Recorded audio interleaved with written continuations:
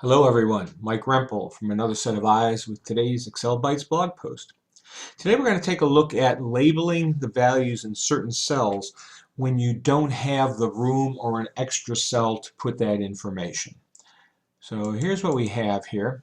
Just a small data set here. Locations, 8 locations total. Here's their sales, quantity, the manager.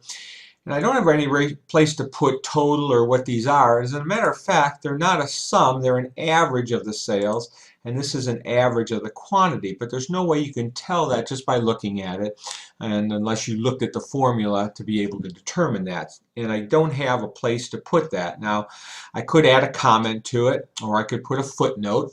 But the other thing you might want to do is custom format that cell to add that label right to it.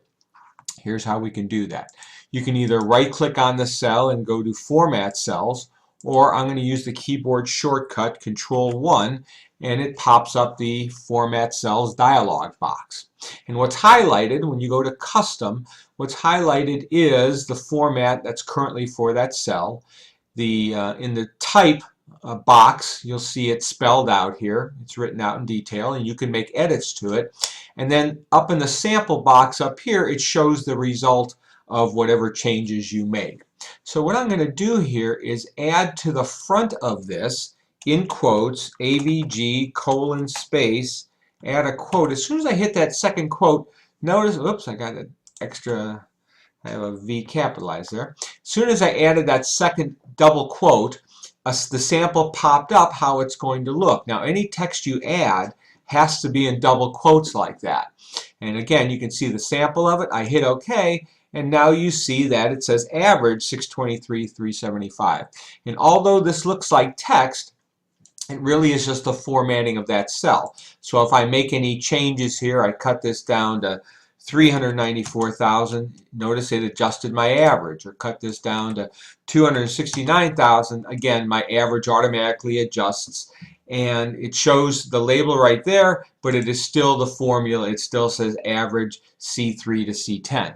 You can also put the label at the back. So again, if I hit Control-1 here, and I'm going to take, and I'm just going to clear this out, and here I'm going to put quote slash store, close quote, to basically say it's that many per store. I say OK, and now that label is showing up that way.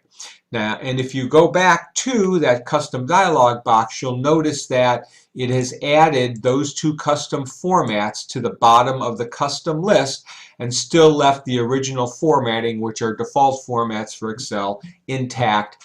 Any of those can be used at a later date for other formatting that you have. And there you have it. So try different ways on your own, putting the text in different places, trying different things, and see how it works out for you. And thanks for stopping by. Hope you liked it. If you'd like to see more, please feel free to go to my website, excel-bytes.com, and I hope you subscribe. Happy excelling.